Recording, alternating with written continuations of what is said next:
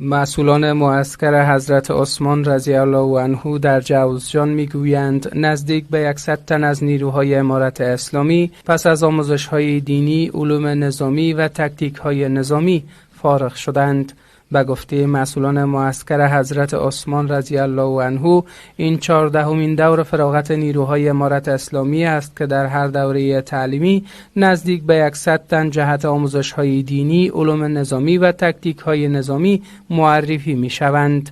بل نیروهای امارت اسلامی افغانستانی که بلار گوری است اونlar همه معسکر حضرت عثمان رضی الله تعالی عنه دن فارغ بولن بلار همه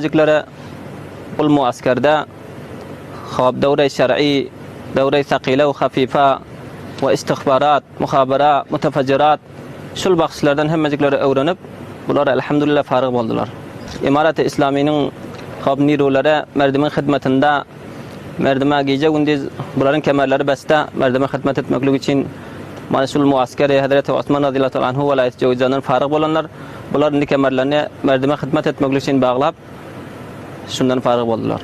شماری از نیروهای امارت اسلامی که از معسکر حضرت عثمان رضی الله عنه فارغ شدند میگویند برای دفاع از وطن، حق و حقوق مردم و حراست از قانون روی کار آمدند و مطابق به قرآن و سنت عمل میکنند. پیام ما به ممالک خارجی این است که